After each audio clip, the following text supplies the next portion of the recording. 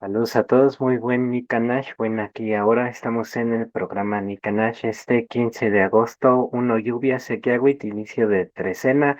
Toma en cuenta a los demás, cultiva el amor, en cofre ajeno, no te metas, en el plato de otro, no te reclines. Este sería el consejo del día de hoy. Y bueno, recordamos que es el programa Nikanash, estamos en el vamos para allá. El número de programa Chiknawi Wali on Chiknawi. Y bueno, es el nueve veintenas, unidades, que sería el 189. Y al ver estos números vigesimales, me estaba acordando alguna vez hace un tiempo cuando empezaban con esto por ejemplo, del 11-11, que supuestamente se abrían portales y no sé qué tantas cosas por coincidir estos números, arábigos, ¿no? Y bueno, al ver estos números vigesimales, me quedo pensando, depende de cada situación. Esto para la cultura occidental, pues no significa nada, ¿no? Pero pues aquí vemos dos nueves, y bueno, en la transmisión del 13 de agosto, pues recordábamos cómo hay estas supersticiones, ¿no? Que son pues, de la gente, pues, digamos así, masivamente, y pues, ahora me viene a la mente justo eso del 11-11 como pues una superstición actual, ¿no? Pero bueno, saludarte primero, Frank, ¿cómo estás? Bien, Chinawi, hablando de los números, recuerden, compañeros, que la escritura de punto y barra es propia de toda Mesoamérica, no es solo de los mayas. Se suele pensar que son números mayas, pero eso es solo porque no se han estudiado los códices, pero los códices mexicas y náhuatl en general están llenos de números de este tipo. Eh, Esta escritura no la inventaron ni los náhuatl ni los mayas, la inventaron los olmecas, o por lo menos los olmecas fueron los primeros que dejaron testimonios arqueológicos con este tipo de escritura. Es posible que le hayan inventado un pueblo anterior a los olmecas, bastante anterior, ¿eh? Solo que ese pueblo no dejó piedras o no se han descubierto. Y por los testimonios en madera o papel o algo se perdieron hace milenios. Pero ya hace 4.000 años esta escritura estaba presente en Mesoamérica, lo sabemos por una inscripción calendárica que es del aproximadamente 1870 a.C., que aparece en la zona de influencia olmeca. Y pues eso indica que desde entonces se usaban bien esos números. Ya hacia el 1000 a.C., esos números aparecen con profusión en las estatuillas y en los monumentos olmecas.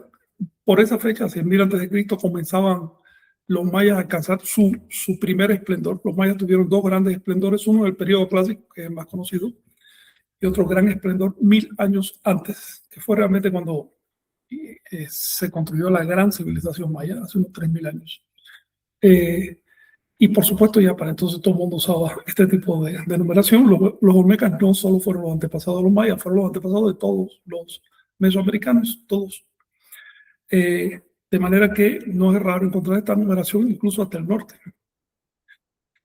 Por lo tanto, salgamos de prejuicios populares y en gran medida también académicos respecto a la numeración y demás.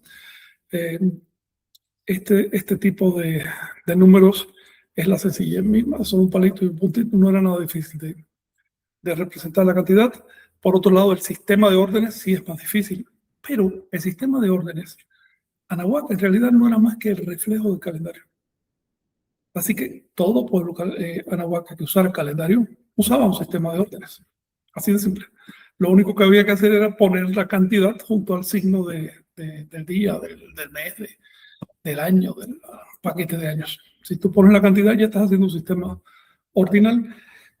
Tenían también la costumbre de llevar un calendario paralelo, que era estrictamente vigesimal, es decir, 1 por 20, por 20, por 20, por 20, por 20. Bueno, escribe una fecha en ese calendario y verás que sale la numeración ordinal mesoamericana. En mi opinión, esta numeración no fue inventada de profeso, sino que lo que se inventó fue el calendario.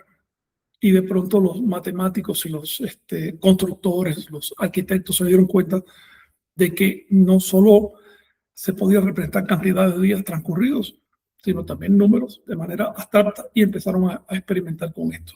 Calendario, por supuesto, necesita la existencia del cero. Es un calendario cíclico, por lo tanto es un calendario que no cuenta cantidades transcurridas a partir de un punto, sino cantidades que faltan para llegar a un punto. En este tipo de calendarios el cero es fundamental. Sin cero no hay calendario mesoamericano. Para quienes se preguntan cuándo, cómo se creó el cero, ya hay evidencia no, ya hay notaciones con cero, concretamente con un tipo de cero en forma de glifo de Venus, en estatuillas de 1200 a.C., que son olmecas. Y ahí aparece cero claramente representado. De manera que estamos encontrando uno de los pilares de la civilización anahuaca, que son las matemáticas y la representación del número. La simple enunciación del tonal del día de hoy nos permite entrar en un montón de cosas. En otro momento vamos a hablar, si ustedes quieren, de los significados esotéricos de los signos. Los signos, por supuesto, tenían dimensiones populares, pero también dimensiones esotéricas, sacramentales y demás, incluso dimensiones míticas, porque estos signos reflejaban lo mismo que pasa en el viejo mundo, ¿eh? Cuando tú te encuentras con los nombres de las constelaciones, tanto en Europa como en Asia, hay un mito detrás, hay toda una historia detrás. Y lo mismo pasaba en América, no es tan diferente. Pues bien, entrando al tema. Y bueno, con la trecena, ¿no? También, primero, ya que mencionabas los números, es la trecena de lluvia, pues es uno lluvia, y bueno, pues digamos, parte de los simbolismos con el lluvia es que es del oeste, es de color negro, y también, bueno, la forma de este rumbo también es de media luna, porque es su elemento es el agua, y bueno, pues el agua pues, es color negra porque siempre es muy profunda, ¿no? Va hacia abajo.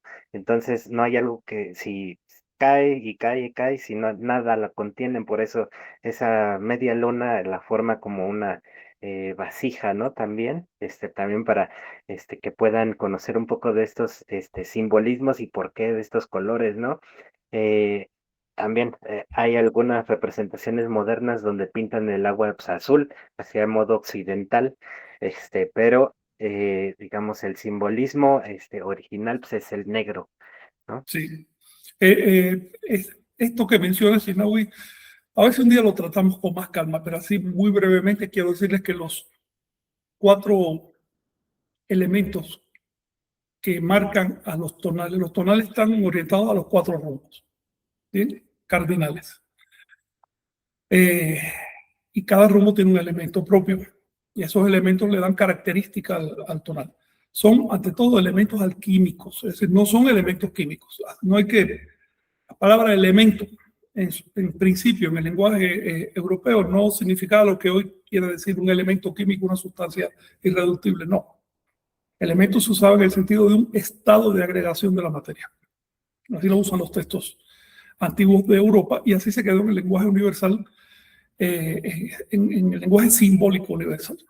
Esto es algo poco conocido. He leído por ahí varias críticas de que si los antiguos no conocían lo que era un elemento, pero un momento.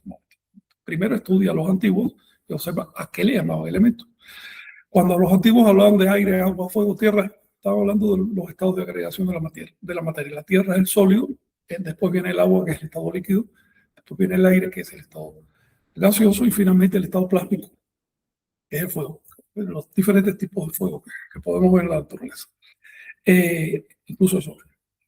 Entonces, los antiguos querían significar grandes propiedades de la materia, no en particular de los elementos, que son más de 100, quién sabe cuántos, pero querían significar propiedades muy generales, muy absolutas. La materia significaba la capacidad de generar estructuras, pero la imposibilidad de fluir. Por ejemplo, cuando definimos un concepto, eso es un enfoque de la materia, un enfoque de tierra. ¿Por qué? Porque lo estamos limitando a las palabras que lo definen. Decimos, es esto. Un perro es así, así, así. Punto. Si un día hay una mutación y ese perro sale con un poder o algo, ya eso no cabe dentro de la descripción. La realidad nunca se cabe en una descripción, siempre va cambiando. Entonces, para eso existe el elemento agua, que es el elemento fluido, y representa en el lenguaje simbólico universal y sobre todo en el Anahuaca, representa lo que va hacia abajo, porque la vida cotidiana, en nuestra experiencia, el agua siempre fluye hacia abajo, nunca hacia arriba.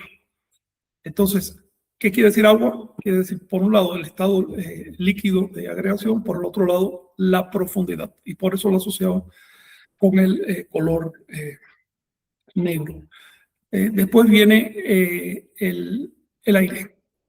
El aire se mueve en el centro, es la atmósfera.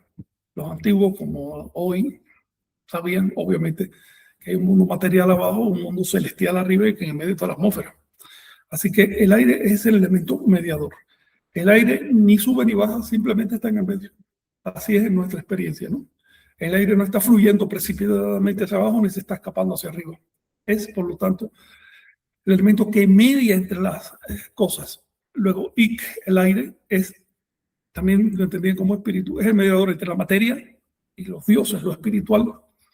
El aire lo pintaban de blanco, porque el blanco representaba, simbólicamente, el simbolismo quiere decir la transparencia. Así que si ven algo pintado de blanco en un códice, significa que es transparente.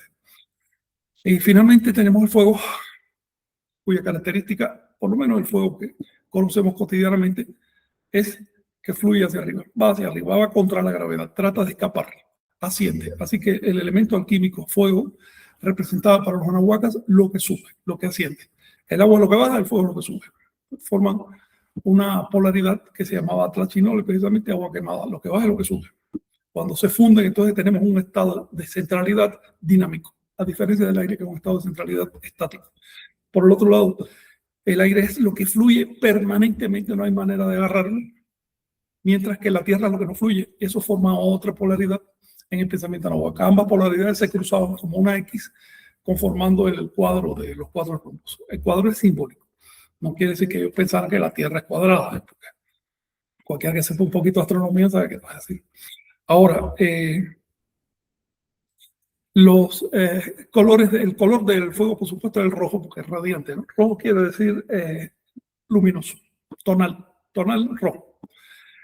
Mientras que el negro, que es el color del agua, quiere decir lo invisible, también lo oculto, el nahual. Luego empezamos a encontrar otras relaciones. En cuanto al color de la tierra, el amarillo, en el simbolismo anahuaca. ¿Por qué la tierra amarilla?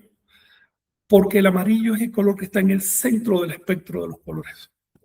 Cualquiera que sepa un poquito de pintura, y los anahuacas eran pintores, obviamente, saben que del amarillo nos lanzamos para el azul y nos lanzamos por otro lado para el rojo. ¿Ves? Pero el amarillo está en el centro, es lo que vemos centralmente, el color que mejor vemos, de hecho, en nuestra especie. Pues debido a eso, el amarillo se hizo simbólico de estado central, lo que no se mueve, lo que no fluye. Y en segundo lugar, simbólico de fecundidad, porque a partir de él salen los colores. Luego, la tierra.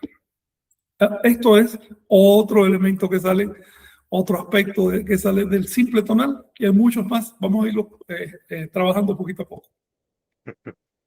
Sí, es impresionante. O sea, cómo te puedes ir metiendo en cada parte del simbolismo, ¿no? Me quedaba pensando en esta parte del aire, del viento, es esa como en Hecatl Quetzalcóatl, ¿no? Lo vemos en las láminas y Sí, cómo lo pintan con esa trompa o le llaman pico de pato, que es justo como ese aliento de vida, ¿no? Y recordaba ahí por el libro que respira, sí, haciendo esas asociaciones con lo que está vivo, ¿no? Y justo lo que está en medio, lo que está no sé, pues en el Tlalticpac, o sea, ya ahí nos podemos seguir por muchos simbolismos, ¿no? Y cómo se van articulando, o sea, sí. es como De hecho, podemos. hay algo que les quería mencionar al respecto, pero ya que mencionas a Quetzalcóatl, vamos a hacer un ejercicio. ¿Por qué Quetzalcóatl está representado por el aire? Porque es Ejeca Quetzalcóatl. Iccuculcán, ¿por qué? Porque es serpiente plumada del viento, del aire. Porque los templos de la serpiente plumada son circulares. Como el emblema de algo que vamos a hablar en otro momento es los signos geométricos asociados a los rumbos. Otra cosa que debemos hablar es los momentos astronómicos asociados a los rumbos. Es decir, hay un mundo entero que se va desplegando por aquí. Los cargadores de los rumbos que son, vamos a decir, un dios, por decirlo fácil, y una familia de, vamos a decir, dioses, que en realidad los dioses no eran más que atributos del tonal. ¿Ves? pero la fuente le llaman dioses por simplificar. Ahora, ¿por qué Quetzalcóatl se asocia al aire? Piénsalo. Porque esto nos da una idea de que, una muestra, de que entender este simbolismo, que es el más básico de la cosmovisión arahuaca, nos permite adentrarnos en el resto de las cosas, son ya más complejas. ¿Cuál es la función de Quetzalcóatl en el panteón, en el santoral? ¿Cuál es la función de Quetzalcóatl? ¿Qué hace? ¿A qué se dedica? ¿Ven? Él media entre la serpiente y el ave, entre la materia y el cielo. Es por lo tanto el aire. Él además habla, que esa es la función del aire, la palabra. ¿Ves? Pero además es el que va guiando la evolución, primero biológica y después humana, el que guía la evolución. Por lo tanto, es la fluidez por excelencia. Te va, digamos, sutilizando tus expresiones. Hace que refines tu conciencia, que empieces a entender cada vez con más profundidad las cosas. Esa es la característica de Quetzalcóatl. Y esto se asocia con el aire, que también, y esto es algo que tenemos que hablar a continuidad, Jonathan, el aire representa el intelecto. Es decir, el aire está asociado al norte, que es el rumbo de la mente, de la capacidad intelectual. Por eso tú ves a todos los dioses muy pasionales y haciendo destrozo y medio, pero Quetzalcóatl está estudiando, es el que lleva los libros. Entonces, pues, como ven, es solo una muestra, ¿eh? Esto es solo una muestra de cómo es necesario entender el simbolismo básico para podernos entrar en la cosmovisión anahuaca. Exacto. Sí, y también un llamado de atención, si me permites, Jonathan, Sí. y es el siguiente. Si alteras el simbolismo básico, ya no te da la cuenta ni con la calendárica ni con nada. Esto no lo digo yo, lo dice un cronista del siglo XVI, dice que la prueba de que se sabía calendario era poder organizar bien el sistema de rumbo, elementos, el sistema cuatripartita. De hecho, dice así, cuando una persona no sabía calendario, se le decía, pone una expresión despectiva que quiere decir, no sabe ordenar los rumbos cardinales. Sí, y esto cuando estudias calendario, ¿cómo te das cuenta de esto? ¿Ves? Por ejemplo, cómo resolver ese día además que hay cada 4 años. Tienes que estudiar el sistema para darte cuenta de qué es lo que pasa ahí. Si simplemente te saltas ese día o te saltas 5 días y demás, altera por completo el simbolismo secundario, entonces ya no te das la cuenta. En otras palabras, el tonal es el elemento, el átomo de la cosmovisión anáhuaca, el elemento básico, el ladrillo fundamental. Con eso se construye todo lo demás. Y ya ustedes se están dando cuenta que el tonal no solo construye días, veintenas, años y demás, sino que también construye unidades teológicas, unidades de conocimiento teológico, de conocimiento astronómico, histórico, etcétera. Porque hasta las eras históricas las ordenaban por tonales. Es más, las grandes eras, que eran los soles, ¿qué nombre recibían? Es el nombre de los elementos. Entonces, es importante aprender este detalle. Bueno, si queremos adentrarnos en la parte cultural, ¿no? ¿Sí? Adelante, por favor. Sí, pues también es otra forma de comprobar justamente, como comentas, el calendario, pues, porque si encajan, además de hacer correlaciones y todo, encajan los simbolismos, pues es también donde verificas, ¿no? Y ya vemos, por ejemplo, le partes toda la inercia si inicias en una hora distinta, y Claro. bueno. Claro. Mira, si le saltas un engrane al sistema, ya no te va a dar lo demás. El sistema está tan articulado como un reloj. Digamos que un relojero puede armar un reloj bien y te da la hora perfectamente, pero quítale un pin para que veas lo que pasa. Exactamente lo mismo con un nivel de orden un poco superior a un reloj, es lo que tiene el sistema cosmológico de Aragua. Luego tampoco es cuestión de intuir de que yo me imagino que es así o que yo nací en tal pueblo, así que yo me lo sé por automático. No, esto hay que estudiarlo. Lo Anahuaca es una civilización, no una aldea. Esto, repito, es para adquirir conocimiento intelectual. Simplemente no sustituye la práctica espiritual. ¿Okay? La práctica espiritual es un camino aparte. Es tonal y nahual. Tonal y nahual. Bien. Entonces, otro asunto que quería mencionarles es, bueno, vamos a responder un par de preguntas que nos han hecho. Vamos a salir de esto. Invité a Omey a entrar porque las preguntas las está llevando él, ¿no? Pero parece que no está. Viajó creo que está por Teotihuacán en este momento, parece que no ha podido conectarse. La primera pregunta fue sobre la civilización amazónica. Ahí te envié algunas imágenes, sí, John, gracias, para ir viendo más o menos de qué se trata, ¿no? Hasta hace 20 años se suponía que bajo los árboles del Amazonas no hay nada, lo cual, fíjate, nos indica lo ingenuos que somos en la investigación. El hecho de que vieran los árboles ya te hace pensar que ahí abajo no hay nada. Es como si agarráramos a Mesoamérica, la llenáramos de selva y pasa con un avión que no ve nada. Si no hay que juzgar rápidamente ni sacar conclusiones de ausencia de evidencia.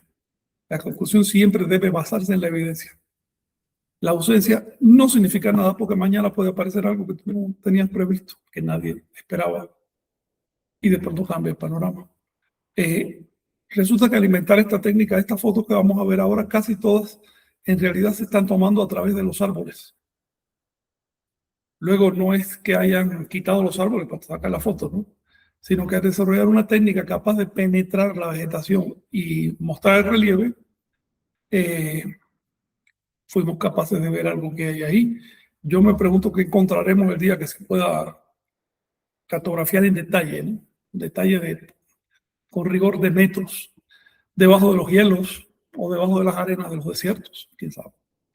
Parece que la historia humana es mucho más grande y más antigua de lo que esperamos y resulta que el Amazonas, que está en el medio mismo de América, ha resultado ser un punto lleno de cultura. Si quieres seguir poniendo imágenes, están apareciendo estas evidencias de asentamientos, de geoglifos, pero los geoglifos parece que no eran simplemente adornos para que los vieran desde el aire, sino eran sitios que se aprovechaban para poner encima casas y demás, porque finalmente un geoglifo es un canal. Un geoglifo en el Amazonas, ¿no? Es un canal ancho por donde puede pasar el agua y demás. Era una forma de modelar el terreno. También ha aparecido en el Amazonas, hay quizás hasta un 10% de la tierra cultivable, ¿no? Del Amazonas, que es artificial. Esto llama la atención porque es una cantidad enorme. Son pero muchos millones de metros cúbicos de tierra, le llaman tierra negra. ¿Has oído hablar de eso, Jonathan? Y sí, se ha demostrado que está hecha con carbón y abonos y cosas, todo mezclado, y no es una capa pequeña, son capas a veces como hasta de 10 metros de ese tipo de tierra, lo que indica asentamiento tras asentamiento durante mucho tiempo, pero mucho tiempo, milenios. Y en un área tan enorme, 10% del Amazonas es más grande, yo creo que es como decir la mitad de México. ¿Ves? Y eso nomás en la tierra artificial, sin contar toda la demás que también se usaba. Luego, estamos redescubriendo una civilización perdida. Está dejando huellas y quiero que observen estas imágenes. Que esas huellas se parecen a las que aparecen en Mesoamérica o en el Perú, pero con un sabor arcaico, como si fueran precedentes. No como si los ingenieros del Amazonas hubieran ido a la civilización de Mesoamérica o de Perú y la hubieran estudiado, sino como si ellos hubieran creado eso y luego hubieran surgido los anahuacas y los andinos, ¿no? Pero es el mismo sistema de construcción, las mismas terrazas, el mismo orden, el mismo esquema de poner ciertos templos en el centro, en cierta forma, y luego ya las casas de la gente alrededor y demás. Se calcula que la urbanización en el Amazonas abarcaba entre 6 y 7 millones de personas, que para la época es muchísimo, muchísimo. Póngase a pensar que las grandes ciudades de Mesoamérica no pasaban de 160.000 personas. En Perú igual. Y en Europa eran menores. Donde único llegó a haber ciudades de medio millón de personas fue en China. Incluso hasta de 900.000 personas en China. Pero bueno, China tiene una densidad de gente y unas condiciones muy especiales. Pero a falta de animales de tiro, no sé, bueyes, caballos y demás. La ciudad de América no podía crecer demasiado. 160.000 personas era la norma en adultos, ¿no? Era la norma en Mesoamérica. Bueno, el hecho de que aparezca ahora urbanizaciones en el Amazonas que por lo menos incluirían unos 6 millones de personas, nos está hablando un montón de ciudades grandes. Y si tienes una población así, nucleada, urbanizada, necesitas un montón de campos y otro montón de gente para suministrar alimentos para estas personas. Y necesitas carreteras y demás. Otra cosa que está apareciendo allá son carreteras rectas tipo Salvé, grandotas y largas, pero grandotas, muy anchas, docenas de metros de ancho, donde simplemente construyeron bardas y rellenaron eso con una tierra, digamos que no, que resistiera la vegetación, la amasaron, la apilaron, sabe Dios cuántas cosas hicieron y terminaron haciendo grandes carreteras para conectar sitios urbanos. Luego aparecen las carreteras, no se ve ni dónde terminan porque todo eso es selva. Es una investigación que apenas empieza, pero que está abriendo un capítulo enteramente nuevo en la historia de América. Sí, sigues pasando, por favor. Hablemos ahora de cuándo. Los vestigios más antiguos descubiertos son de hace 700 antes de Cristo. Y los más recientes son de poco antes que llegaron los españoles. Poco antes que llegaron los españoles a esa zona. Recuerden que lo siguiente. Los europeos llegaron primero a las zonas más urbanizadas de América, que estaban cerca de las costas y demás, por una razón lógica, llegaban en barco, e iban buscando oro y eso. Pero zonas como el Amazonas, que era tan difícil de penetrar, esas demoraron. Pero antes que llegaran los europeos al Amazonas, llegó la epidemia. Recuerden que el contacto entre continentes que estuvieron miles de años separados implicó que los de acá y los de allá tenían debilidades frente a ciertas enfermedades. Las enfermedades de Europa diezmaron. Digo diezmaron, pero en realidad se llevaron quizás hasta 3/4 partes de los moradores de América. No es de extrañar entonces que ya cuando los europeos llegaron al Amazonas, todo eso estaba cubierto por la selva y ni siquiera se dieron mucha cuenta de lo que había debajo. En algún caso, encontraron un par de casos, encontraron restos de ciudades y eso les hizo pensar que a lo mejor había algo, ¿no? Pero no tenían técnicas para seguir adelante. En otras palabras, la civilización del Amazonas estuvo boyante hasta que llegaron los invasores. También fue invadida, también fue destruida, pero ya no por las espadas, sino por los virus. ¿Cuándo empezó realmente esta civilización? Aquí vamos al detalle. Las producciones más antiguas ya urbanizadas del Amazonas son de poco antes de la era cristiana. No son tan antiguas. Pero hay que tener en cuenta que esto apenas empieza a investigarse ahora. Apenas. Si no llegan ni 20 años esta investigación andando, para poder establecer periodos antiguos, mientras más antiguos, más difícil de entender. Hay que seguir investigando muchísimo. Si pones la otra, creo ya con esa terminamos la serie del Amazonas. ¿Sí? Hay un detalle que deben tomar en cuenta. Estas ciudades, estas sociedades, no aparecen en un estado primitivo de desarrollo, sino que ya están claramente definidas sus estructuras arquitectónicas, su organización, sus estratos sociales, sus formas de producción, está totalmente definido. Es decir, esto tuvo que haber tenido un precedente. Tuvo que haber habido milenios de intentos antes de esto. Mi opinión, también tengan en cuenta otra cosa, los descubrimientos se están haciendo en los bordes del Amazonas. Todavía no se ha penetrado realmente. Mi opinión es que las sociedades amazónicas son muy antiguas. Ahí les puse unos dibujos rupestres, a ver si me los muestras. Estos dibujos tienen 12.000 años. En particular este, por ejemplo, es un saliente rocoso que mide kilómetros. Está todo cubierto de dibujos, kilómetros de dibujos. Es un gigantesco libro. Si todo esto se pusiera en una página en papel, signo por signo, en su orden, serían varios volúmenes de escritura. El pueblo que hizo eso hace 12.000 años no era un pueblo primitivo. Era un pueblo antiguo, pero no primitivo. Era un pueblo que ya tenía forma de escritura, porque eso es escritura, forma de numeración, y que necesitaba además tener un mural tan enorme, sabe Dios con qué propósitos. Pero eso indica mucho esfuerzo para construir una cosa así. Luego, mi impresión es que ya desde hace unos 10.000 años empezaba a haber intentos civilizatorios en el Amazonas. Hay algunas plantas de las civilizaciones de Anagua y Tahuantinsuyo y algunos animales también simbólicos que son llamativos. Por ejemplo, la presencia permanente del ocelote, del jaguar. Es un animal selvático. Es un animal que pega más para una cultura amazónica que para culturas de montañas como el Perú o en un sitio donde no es tan abundante ese animal como México. Entonces, el cacao es una planta que no se sabe de dónde surgió, pero apunta todo que fue hacia el Amazonas. Incluso el maíz. Hay discusión sobre dónde surgió el maíz, pero tanto en las zonas del Perú más antiguas, ¿no?, donde aparece el nacimiento más antiguo del maíz, y en Mesoamérica, el maíz ya aparece grande, formado, desarrollado. Sigue faltando un eslabón, ¿no?, entre el maíz más primitivo y su forma ya desarrollada.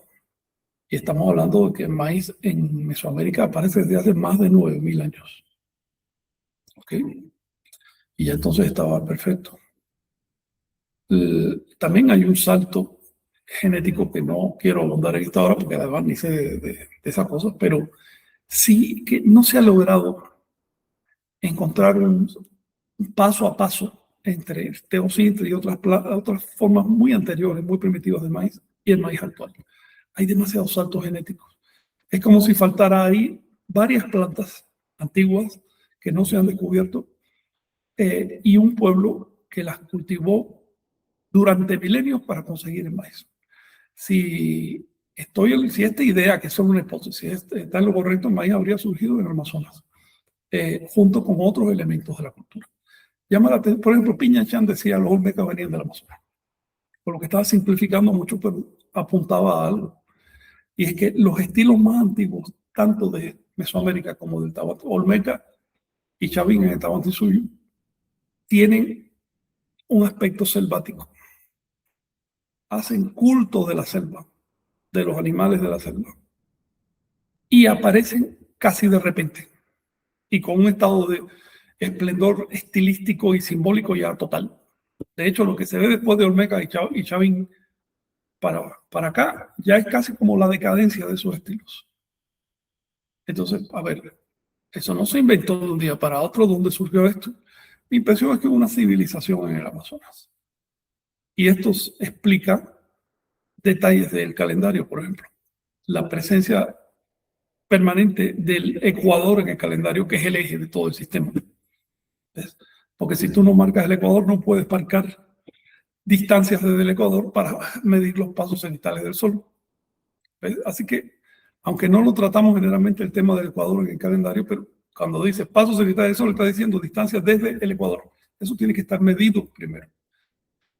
Mi impresión es que allí surgió algo y surgió una sociedad que aprovechó su presencia en el Ecuador para desarrollar la astronomía. La astronomía del Ecuador es muy especial. Es algo que no se puede hacer en otras latitudes. En Ecuador todo cuadra. Y se lo dejo ahí.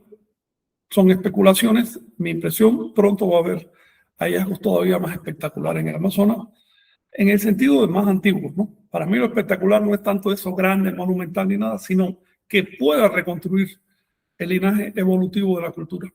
Creo que cuando se metan a estudiar ya en el terreno, y no solo con un aparatito, un dron que va lanzando rayos, cuando entren al terreno, cuando de veras van a aparecer las cosas. Tengan en cuenta otra cosa. Estas ciudades que hemos visto es lo que hay por encima, ¿ok? Porque el dron no penetra abajo. Va a tener que ir más adelante el arqueólogo y excavar la tierra y ver cuántas capas y cuántos niveles de construcción hay. Es como pasa, digamos, en la ciudad, en la misma Cholula, que es una ciudad que todavía está viva, vaya. Pero si empiezas a excavar, llegas a hace 4 o 5 mil años y ya era ciudad. Entonces, creo que va a haber sorpresas en el futuro amazónico. ¿Algo que quieras comentar, John?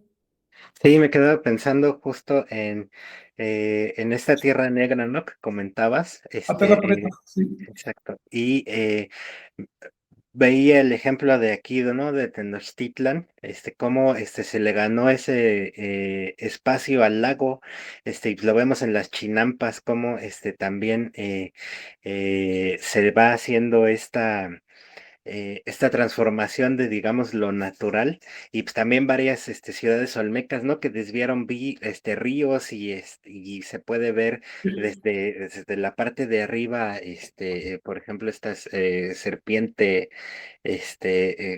transformada, ¿no? El río en serpiente, y bueno, ¿y de dónde salió todo eso, no? Pues es Y justo además, lo ¿por que... qué los olmecas llegan justamente a las zonas lacustres, pantanosas y a los ríos Ujú, de Anahuac, no a las zonas altas?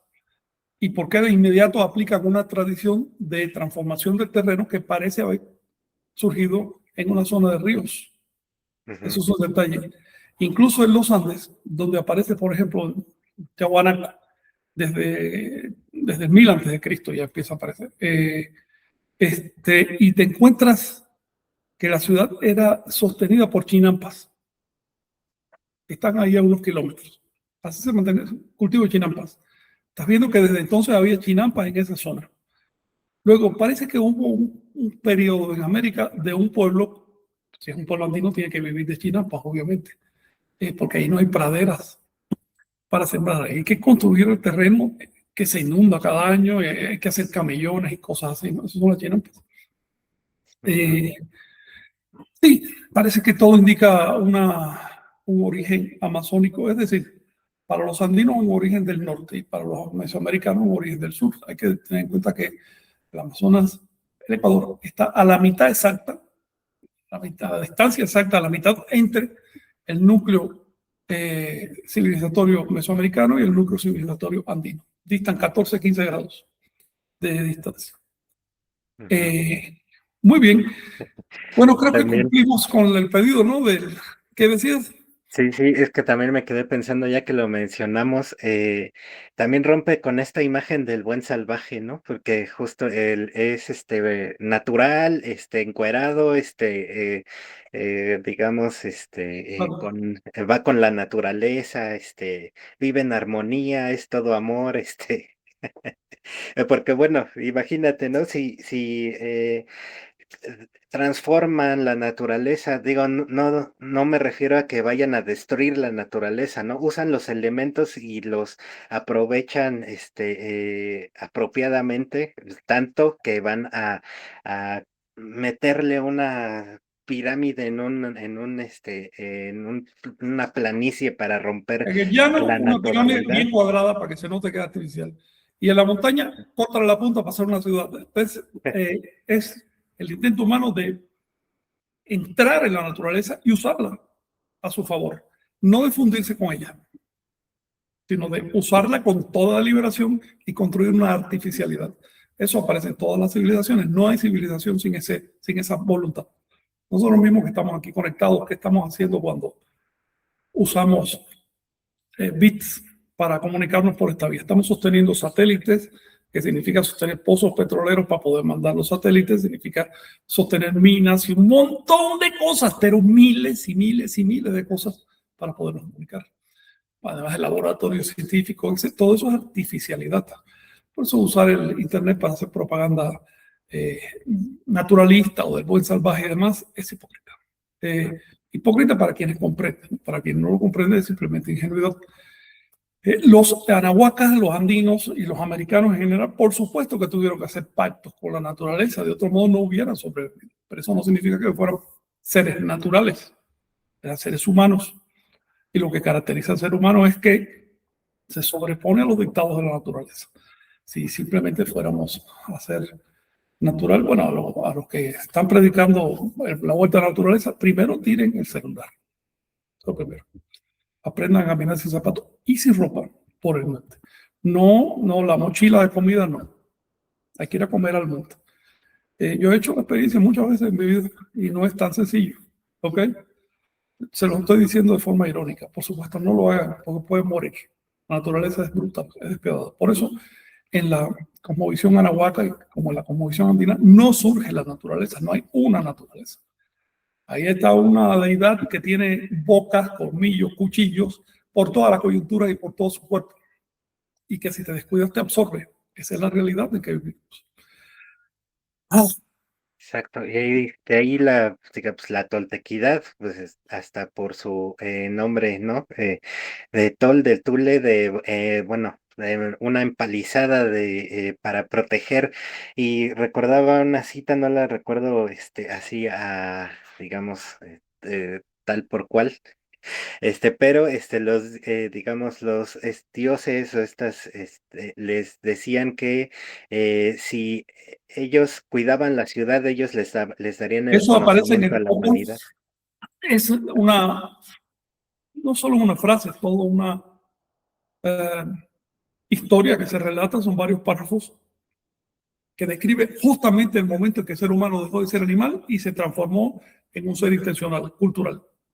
Y la serpiente plumada les dijo, bueno, la marca de esto que ustedes están haciendo ahora es una ciudad. Si ustedes construyen una ciudad, pasaron la prueba. No quiero que vivan en cavernas, no quiero que vivan a la orilla del río. No, no. Construyen una ciudad. Si ustedes la hacen, nosotros, es decir, la serpiente plumada, les vamos a dar el conocimiento. Es decir, los vamos a visitar y vamos a elevarlos culturalmente y espiritualmente. Y ese fue el contrato social en Anagua, quedó muy claramente descrito en el Popol Vuh, y todas las ciudades y todos los estados y todo lo que se hacía, que finalmente tenía en cuenta ese contrato, es decir, la obligación de sobreponernos a la naturaleza no quiere decir que nos enseñoreemos de ella, porque además sería tonto pensar que vamos a ser los dueños de la naturaleza. No, sobreponernos a nuestras limitaciones naturales, porque el único modo de evolucionar es ir más allá de las limitaciones. En el momento en que renunciamos a trascender nuestros límites, ya nos quedamos ahí plantados, ¿no? Creo que esto responde la pregunta del oyente que quería saber del Amazonas, ojalá nos esté escuchando. Y vamos a responder otra pregunta ahora que es sobre temazcales. Así es.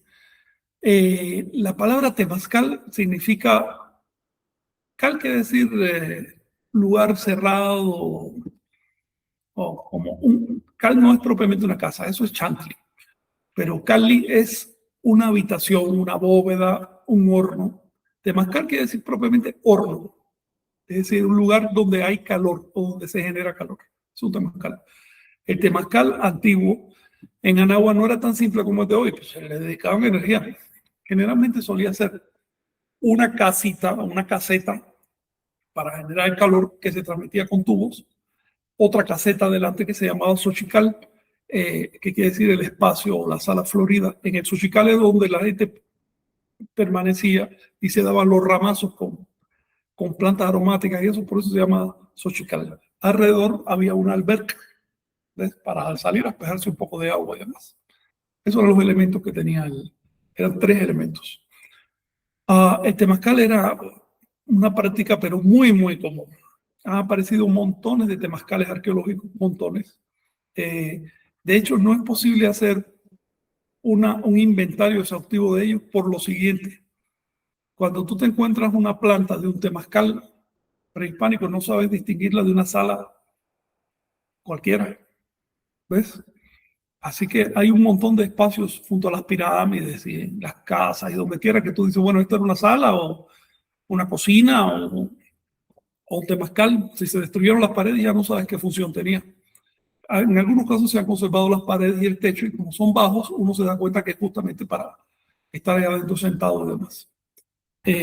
Temazcal es el término náhuatl, en maya le llamaban actum, que quiere decir, ac significa bóveda o arco o techo también. Tum, piedra. Actum era el nombre propio de Temazcal en esa época y también el nombre de las grutas. No de una cueva grande, pero sí una gruta. Eso se llama Actum. En la actualidad, las zonas mayas, que ya no son muchas donde se conserva el Temazcal, le llaman Maxcal, que es obviamente una aféresis, es decir, un pedido del término náhuatl y se le cortó un pedacito. Eh, Algo que puedas platicar, yo. Pues sí, justamente vemos en distintas zonas, ¿no? Me recordaba Ekbalam, tiene su propio temazcal a la entrada, y bueno, pues así en varias zonas está, también por distintos lados, no solamente, digamos, no es una constancia, ¿no? No es una Sí, constante que queden, este, en un lugar en específico, lo he visto así en zonas en distintos lugares, no solamente en distintas orientaciones, pero sí me recordé justo eso, ¿no? Que ahí en Ekbalam está justo a la entrada de la zona, pues como, sí. En Tula he visto varios que parecen temazcales. A la entrada de la pirámide de Cuicuilco hay un temazcal oval o una salita pequeña de forma oval, eso parece haber sido un temazcal. Y así por muchos lados. Suelen estar también debajo de las escalinatas de los templos. Ves de pronto una pequeña puertecita, entra y adentro hay una habitación semicircular, cuadrada, y eso obviamente es un temazcal. Aquí están viendo cómo era el temazcal con una alberquita delante o a un lado, en este caso, una sala donde estaba la gente, en este caso auspiciada por Tosi, que es, Tosi quiere decir nuestra abuela, que es como decir la tierra. Y a otro lado, pues propiamente lo que es la bóveda del temazcal en sí, del horno, ¿no? Y pues los elementos que se usaban, ¿no? En lo que es la sala en sí de estancia, el horno solía ser circular y en forma de bóveda, generalmente, pero lo que es la sala de estar solía ser cuadrada. Esto tiene una razón. Cuando tú tienes un muro curvo, tiende a radiar hacia la parte de afuera, ¿ves? Tiende a radiar. Pero si tienes un muro plano, ya no es tanta la tendencia a radiar. Por lo tanto, un temazcal cuadrado conserva más el calor que un temazcal circular, ¿no? El techo plano conserva más calor. Si lo pones en bóveda, radia para afuera. Claro que es una radiación minúscula en la actualidad, eso ya da igual, porque tenemos elementos muy buenos para calentar un temazcal, pero antiguamente no era tan sencillo, había que ir a carrear la leña, una serie de cosas, de modo que los constructores preferían hacerlo plano para, para conservar el calor. Sí, a ver si nos ponen alguna otra imagen. Sí, el temazcal estaba en toda Mesoamérica y más allá, en Centroamérica, en el norte. Los pueblos del norte todavía usan temazcales, varios tipos de temazcales. Algunos eran como aquí, como Managua, que es simplemente una construcción encima del terreno. En el norte también hacían un temazcal especial que era excavado. Con los pueblos nómadas, en vez de hacer una construcción, lo que excavaban este temazcal, usaban la misma tierra de pared y encima ponían carpas. Eh, si pones la siguiente, por favor. Me siento algo agotado ya. Este es un temazcal prehispánico, descubierto en Salvador, que nos da fe de lo bien que los hacían. Le prestaban atención. ¿Por qué los anahuacas hacían temazcales? Por lo mismo que los pueblos del norte de Europa hacen temazcales. Temazcales aparecen en toda la tierra. Algunos pueblos le prestan más atención y otros menos. En el norte de Europa, por ejemplo, los pueblos que viven en los países escandinavos, eh, usan temazcal porque en invierno hay tanto frío que es el único modo de bañarse, ¿no? Por lo menos en la antigüedad, donde no tenías agua caliente fluida por la tubería. Eh, y en Mesoamérica era una costumbre de depuración, pero quién sabe por qué origen. Realmente, desde el punto de vista fisiológico, no hace falta en Mesoamérica, porque no hay temperaturas extremas, pero está presente en todos lados. El temazcal no solo se usaba para bañarse, era la práctica normal que la familia cada cierto tiempo, por cada 5 días, se metiera al temazcal. Era el temazcal familiar, no el temazcal del barrio. Aparte de eso, había en las entradas y las salidas, en las puertas de los pueblos, había temazcales públicos donde tú pagabas y bueno, pues estabas allí tantas horas y había una señora que te rameaba que se dedicaba a eso. Eh, las grandes ciudades tenían temazcales que ardían permanentemente, día y noche, permanentemente, porque siempre estaban pasando gente por ahí cuando llegaban después de una caminata de días, claro que querían refrescarse y limpiarse. El temazcal tenía básicamente un uso higiénico, así, higiénico. No aparece ninguna mención de que hubiera que entrar a un temazcal para hacer oficios religiosos o de que temazcal fuera parte del culto, no aparece mención. Sin embargo, si hay todo un libro, se conserva todo un libro maya, que se llama Ritual del Huacap, que describe el nacimiento del niño dentro de un temazcal. Luego el temazcal se usaba para recibir a los niños. No se imaginen un charco de fango, un temazcal bien construido, donde podía estar ahí adentro el médico, la partera, la parturienta, con condiciones higiénicas y demás para recibir al niño, porque no les gustaba que el niño saliera directamente hacia la luz, ni al aire abierto, ¿no? Sino que hubiera un momento de transición. Un momento que duraba 4 días. El niño se mantenía 4 días dentro del temazcal y ya después salía. Luego era como un segundo parto a los 4 días. Y eso lo hacían, supongo, para evitar ciertos problemas que pueden quedarse grabados en la conciencia del niño debido al cambio tan abrupto, ¿no? De salir al exterior y de pronto ver la luz, ver todo. Entonces le iban dosificando esas sensaciones. Luego, el uso en el parto no hay duda ninguna. Y repito, no eran los temazcales actuales. Eran temazcales bien construidos, porque si tú te pones a parir en un temazcal actual, probablemente estés contaminando al niño de manera terrible, ¿no? Entonces, era todo muy bien medido. También para que la madre y el niño pudieran estar 4 días dentro de un temazcal, te imaginas que tiene que haber condiciones, ¿no? Y luego no estaban solos, estaban siendo asistidos. Este libro, Ritual de los Huacas, describe el nacimiento del profeta, del niño que después fue profeta dentro del temazcal. Por lo tanto, el temazcal sin duda ninguna tenía un simbolismo místico, porque finalmente el temazcal no es más que el vientre de la tierra, es el embarazo de la tierra. Y de ahí salimos nosotros, que somos los hijos de la tierra. Eso es lo que significa. Y por eso es que tenía también una cierta función y un cierto simbolismo religioso. Por ejemplo, una de las cosas que hacían los curas en la colonia era revisar los temazcales. De hecho, no les gustaban los temazcales, porque para esconder las estatuas de los dioses y demás, la gente lo escondía en el temazcal. Luego el temazcal sí se asociaba de alguna manera con la religiosidad. En la medida en que se va perdiendo esta práctica y en que pierde función la religión anahuaca, el temazcal empieza a adquirir otras funciones. En la actualidad ya es más una cuestión de los temazcales, por ejemplo, de los hoteles y de los sitios turísticos y demás. Es una cuestión ya más de un show que otra cosa, ¿no?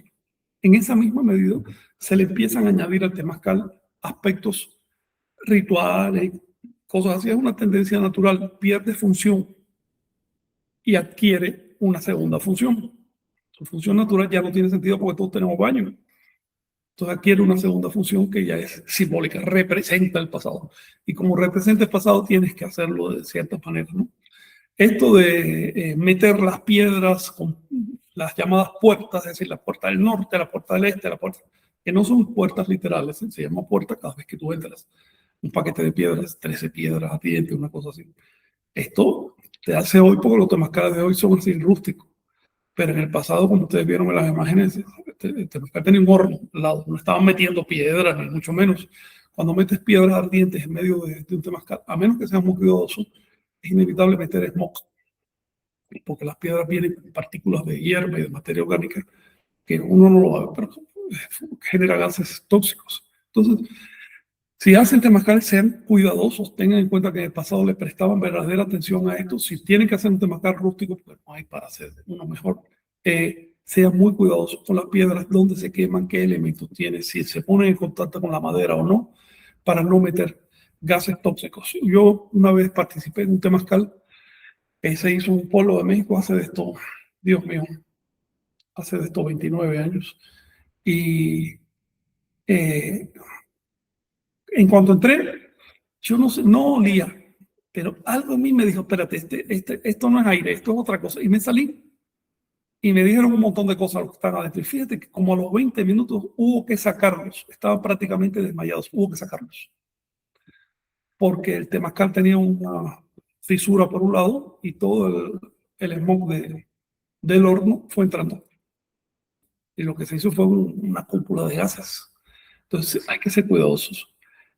También después en ese mismo lugar, como 4 o 5 años después, fue ya más grave, fue un supuesto chamán que estaba haciendo unas limpias y demás, metió a sus pacientes en el temazcal y todos murieron, incluso el chamán. Estuvo a punto del Estado de meterse y prohibir los temazcales para que no siguiera habiendo disparates de eso. Por lo tanto, cuando se hacen las cosas descuidadamente, cuando se usan las fuentes, las raíces, las cosas del pasado de una manera descuidada, podemos incluso destruirlas. Porque si el Estado dice prohibido los temazcales porque están matando gente, sabe que tiene razón. No quedó por el Estado, quedó por los temazcaleros. Así que mi respeto, mi saludo a los temazcaleros que lo hacen bien, que hay gente que lo hace muy bien. Y a los que lo están haciendo así improvisadamente, no jueguen con su respiración. Eh, este, si quieren aprender más de temazcal, pues yo no sé nada de esto, pero si quieren aprender más de temazcal, les remito a un libro de la Universidad de Chapingo, un volumen como de este vuelo, de este grueso, eh, dedicado enteramente a los tipos de temazcal y cosas así. Yo no me opongo al temazcal ritual, pero si van a hacer temazcal rituales, una cosa, no le suba mucho la temperatura, que esto de que soy guerrero y me tengo que estar asando acá adentro es una estupidez. Eso solo alimenta el ego. Combinen equilibradamente fuego y agua. No le suba mucho al fuego. Tiene que haber fuego y agua. Temazcal es el sitio de la Tlachiloli. Simboliza una transformación aquí que tiene que ser con las dos polaridades equilibradas. No exageren el tiempo. Y tengan en cuenta detalles como, por ejemplo, la presión de la persona, una serie de cosas, ¿no? Eviten el problema, cuidemos las raíces. Exacto, y bueno, me quedaba pensando justo en eso que siempre les repetimos, ¿no? Siempre si van a hacer algo, pues estudienlo, estudien antes cómo, hacerlo, no, no te va a llegar el conocimiento de manera, espontánea, no te vas a iluminar, eh, tienes que estudiar las cosas. Si vas a meterte a justo hacer estos temazcales, pues entonces verifica bien todo, justamente como nos comentas, ¿no? Siempre, en cada aspecto, o sea, no, no hace daño, que nos pongamos a Claro, estudiar nunca investigar. está de más. Estudiar es una Exacto. garantía para muchas cosas. Por otro lado, mis felicitaciones a quienes quieren mantener la práctica de temazcal, porque es una costumbre valiosa y supongo que en el futuro incluso se descubran nuevas cosas, nuevas aplicaciones del temazcal. Realmente es un buen momento el temazcal, siempre que se haga bien. En el pasado, el aire caliente se conducía por tubos de barro. ¿Okay? A veces había temazcales grandes como una casa grande, así, donde cabía un montón de gente. Y tenían el fuego, pon que a 10, 20 metros. Eso conducían solo el aire caliente, no el smog. Por supuesto que quien construía esas cosas era una persona que sabía, entendía cómo funciona el fuego, cómo funcionan los gases y demás. Porque de otro modo hubiera habido accidentes. No le estoy diciendo construir nada tan sofisticado. A mí me parece bien el temazcal siempre que se haga con cuidado. Y con Ujú. eso creo que respondimos la pregunta. Sí, sí, y bueno, pues también recordaba cómo hay tecnología, ¿no? Hay varias ollas, por ejemplo, este, que eso de los tubos de barro que me hizo recordar, donde, digamos, se pone a calentar, pero tiene su asa incorporada, porque son unos tubos que dejan salir el aire, entonces tú la puedes agarrar y no te quemas, aunque el contenido esté Curioso. caliente, ¿no? O también hay unas llamadas ollas express que tienen forma como de un ave, y deja salir por el pico, cuando hierve el líquido, por ahí sale el vapor, ¿no? Sí, silba. Eso se hace de Exacto. cierta manera para que meta un silbido. Es un pájaro cantando. Sí, la verdad es que los antiguos sabían usar los elementos que tenían a mano. Por otro lado, recuerden una cosa, el rescate de las raíces no consiste en rescatar detalles, ni en mimetizar, ni en tratar de parecer antiguo, ni mucho menos. Las raíces no son la parte antigua de un árbol. Que no las veamos no significa que no estén ahí, hoy, en el presente. De hecho, el árbol puede desaparecer por arriba, pero las raíces vivas significa que todavía ese árbol puede fructificar. Por lo tanto, las raíces también pertenecen al futuro. Luego, no se trata de imitar, sino de funcionalizar. ¿Qué función tenía esto? ¿Me funciona hoy? Bien, si ya no me funciona, bueno, es un detalle puramente simbólico, ¿no? Pero si me funciona, vamos a rescatar eso. En la iglesia tolteca no se usa el temazcal como práctica instituida, ni mucho menos, simplemente se deja criterio de que quiera. Si un día hay un buen parque de edificios y demás, pues quizás venga bien tener un temazcal para ciertas funciones tanto simbólicas como terapéuticas. Si se usa el temazcal en terapia, mucho cuidado, ¿ok? No es una receta mágica. Sirve para unas personas, para otras no. Hay gente que no debe entrar a ese choque tan rudo. Y para saber eso hay que saber un poco de medicina. Luego también un saludo a los chamanes populares. Hay que estudiar porque está la vida de la gente del pueblo. Y también no cualquiera sabe y conoce los usos de las hierbas, ¿no? Puede ser muy simple y lo combinan con otra cosa y le causa Sí, hasta por eso es algo una bomba, claro. Claro, en la exacto. antigüedad, ya que lo toca yo, en la antigüedad, para ejercer la medicina había que estudiar décadas y el Estado te estaba vigilando. Y había leyes muy duras con respecto a la medicina. Si una persona se dedicaba a curar sin haber estudiado de verdad, lo metían preso y hasta podían ejecutarlo. Así son las leyes que había respecto a la medicina en el pasado prehispánico. Una civilización, por supuesto, tiene que cuidar ese aspecto. Ya después, cuando se cae la civilización, el médico, el tísico, empieza a transformarse más bien en un curandero, porque es que no había dónde estudiar, ¿no? Y la tradición oral tiene el problema de que va perdiendo. La tradición oral por lo general no incorpora, sino más bien pierde. Y los huecos que le van quedando se sustituyen con lo que venga a mano. Y eso puede ser un problema. Por eso la posición de la iglesia tolteca es regular. Regular el ejercicio de la medicina, el ejercicio del chamanismo y demás. Eh, Regularlo sin invalidarlo. Una cosa es que tú regules, como se hacía antes, y otra cosa es que le metas el pie para que ya no funcione, ¿no? Sí, llegar a un equilibrio, a un pacto. Si vas a tratar con la vida de los demás, demuestra que puedes. Ujú. Exacto. Bueno, y vamos a saludar, ¿no? Ya a todos los que han estado acá con nosotros, a Ulises Tenorio, muchas gracias por toda la sabiduría ancestral de la náhuatl, me ha servido mucho en mi vida cotidiana. También muchas gracias a Huaycan por la aportación musical. Bueno, ya que lo mencionas, recuerda que pueden ir a Huaycan Oficial, ahí en YouTube. También está en Spotify, lo encuentran con Huaycan, también en Instagram o en el Facebook también lo encuentran, pueden ver. Justamente acaba de publicar este himno de Tenochtitlan con los subtítulos, para que puedan escuchar y ver cómo se escribe fonéticamente la letra de estas traducciones que hizo Frank. Lo pueden buscar por ahí, y pues, también sirve, ¿no? Como para aprender justamente, sí, funciona muy bien como recurso mnemotécnico, poder escuchar Sí, la letra y poder leerla al mismo tiempo. Sí, se te van grabando las palabras y justo las canciones, ¿no?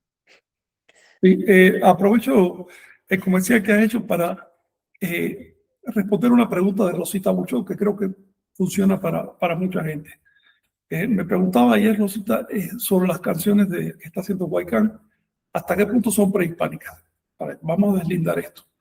El texto es 100% prehispánico. ¿Okay? Los textos aparecen en códices náhuatl y mayas, donde se conservan en total deben estar en unas 300 canciones, quizás un poco más. Cantos, ¿no? Estos cantos se dividen en tres categorías.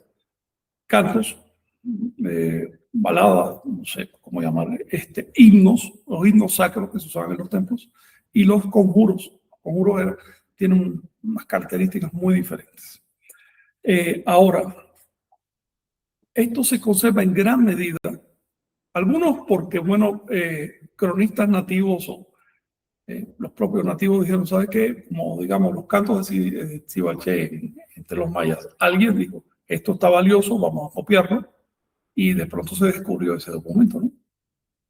Otro porque los mismos padres que estaban persiguiendo las idolatrías, le llamaban idolatrías al culto prehispánico, pues necesitaban conocer porque imagínate que en una iglesia estuvieran los fieles rezándole a Huitzilopochtli y el padre no sabe qué es eso. Y los fieles, claro, le van a decir, ah, no, esto es un himno a nuestro Señor Jesucristo. Entonces los curas tenían que aprender esas cosas y para aprenderlas tenían que estudiarlas, transmitírselas. Así que con el ánimo de destruir, realmente conservaron muchas cosas. Es una ironía de la historia y eso hay que aprovecharlo. Eh, Respecto a la música, no se conserva propiamente partituras de Anahuac porque los frailes que vinieron parece que no tenían educación musical, nunca las copiaron. Se conservan ciertas partituras ya con las formas, con la nomenclatura, con los términos antiguos en los cantos de los señores, partituras de dos tipos o quizás hasta de tres tipos, pero no se han descifrado. No ha habido un músico que se meta a trabajar eso. Eh, por lo tanto, no sabemos cómo sonaba la música anahuaca. Quedan dos o tres cantos populares que se sospecha que son anteriores a la invasión y se parecen a los cantos de Norteamérica. Así se parecen a los de Norteamérica, lo cual es lógico. Hoy distinguimos entre México y Norteamérica, pero Anáhuac era una sola en esa época y eran las mismas influencias culturales para arriba y para abajo. Yo me imagino que mientras más al norte vayas, más rústica haya sido la música, porque los pueblos cada vez eran más nómadas, tenían menos instrumentos materiales y pues de modo no tenían cómo hacer una música muy refinada. Y me imagino que si esa música que hoy conservan los nativos del norte en sus reservas y demás, la vamos bajando hacia el sur hasta llegar a la civilidad, a Náhuatl, pues ya se convierte en orquestas, en textos escritos, partituras en arreglo y todo tipo de cosas, ¿no? Pero sin perder esa esencia que se conserva en la música del norte. Eso es lo que he estado analizando Huaycan. Hasta qué punto la música del norte y la de Anáhuac pudo ser similar y dónde estaban las diferencias. La otra cosa es que las civilizaciones de Anáhuac y Tahuantinsuyo son demasiado parecidas en lo estético, en todo lo plástico, en lo religioso, en la construcción de pirámides, en todo, se parecen tanto que no es posible que no hubiera aparecido música. Afortunadamente sí se conserva música andina bastante prehispánica, se conserva, porque a diferencia de Mesoamérica, que enseguida los cristianos se regaron por todos lados, en la zona andina hay regiones donde no entraron hasta el siglo XX. Así, y sí se conservó bastante material musical original. Huaycán entonces ha mezclado un 75%, me dice él, de estilo piel roja, por usar esa palabra que no es la correcta, pero estilo norteamericano, con un 25% de estilo andino, y lo ha refinado, digamos, no dejarlo solamente en la música étnica popular, sino refinarlo para tratar de darle el tono que pudo haber tenido eso en los templos y demás. Su modo de fabricar la música es visualizarla, decirle algo, sugerirle cosas a la IA musicaliza eso, corta fragmentos, los que le parece que reflejan el intento, los va uniendo y termina construyendo una música con apoyo de la IA, pero la IA como herramienta, no como creadora. Así que, respuesta a Rosita, los textos son 100% originales, la música es creada en la actualidad sobre una base étnica, etnológica, real, de modo que si un mexica de la época de Nezahualcóyotl resucitara hoy y oyera esta música, reconocería, se daría cuenta de que está inspirada en su música antigua. No es igual, por supuesto, tiene sonidos que ya son nuevos y cosas así, pero reconocería el intento. Bueno, ya que lo mencionas, también con respecto a la música, hay una parte, digamos, la que me quedé pensando que por la cual los músicos actuales pues, no se meten a hacer estas investigaciones porque, digamos, estos instrumentos, que hay muchísimos, digamos, generan sonidos muy distintos a los que estamos acostumbrados. Entonces, se sale de lo cotidiano, ¿no?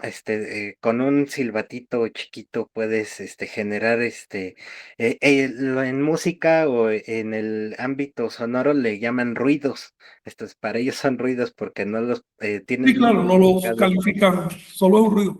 Exacto, entonces, bueno, ya que y hiciste mención, ayer fuimos, Vicente, mi mamá y yo, a una conferencia, se llama, La forma del sonido. Aquí pueden ver este libro.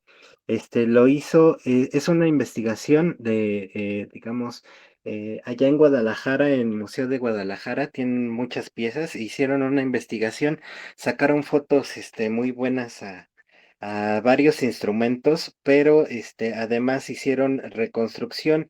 Y Gonzalo Ceja, que es alumno del ingeniero Roberto Velázquez, eh, tocó estos instrumentos. Entonces, esto pues, es muy importante porque es lo que el ingeniero siempre había querido. Ahorita les voy a mostrar, para que puedan, aquí está en este libro, a ver si lo pueden ver por ahí. Ahí está Gonzalo tocando una figura de humana. Entonces, le voy a quitar el filtro a esta cosa para que lo ¿Quién puedan iba a ver bien. imaginarse que eso fuera un instrumento musical? Sí, Hay que exacto. ser músico para darse cuenta de que tiene una boquilla por detrás. Si no, tú pasas por el museo y no te das cuenta de eso. Es lo que nos narraba justamente Gonzalo, que le vio esa oquedad. Podría pensar que era para que no se estrellara la cerámica, pero ya la intentó tocar y sí tocó. ¿Y cómo suena? Justo lo que quería el ingeniero, aquí lo podemos ver. Si escanean ese código QR, van a escuchar el sonido de ese instrumento tocado por Gonzalo. Entonces ahí se los dejo a ver si déjenlo acomodo un poco más porque por la forma en la Y que qué impresionante, es decir, tiene la música directa. Ese es el trabajo que hace falta. exacto. Y el Entonces, ingeniero ya no lo vio, pero finalmente su esfuerzo funcionó.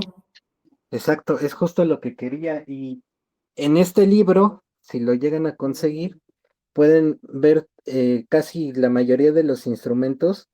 Este, a ver si ahí lo pueden Hay que enfocar. fijar, hay que parar la Sí. transmisión, sí, claro. Bueno, si no les voy a sacar una foto, pero también a ver al revés, para que se vea clarito y lo puedan, creo que Sí, sí, ahí ya van a poder escanearlo sí, ahí ya va. para escucharlo. Entonces, también esta exposición está en Guadalajara. Al parecer se va a quedar de forma permanente allí en el museo porque las piezas son del Museo de Guadalajara. Por ahí, Lili, si andas por allá, el Linter, si no, pues, a ver si podemos visitarte, pero ya yo creo que de ahí pueden escanearlo y pueden escuchar estos sonidos, que es justamente lo que quería el ingeniero, tener esta base de datos.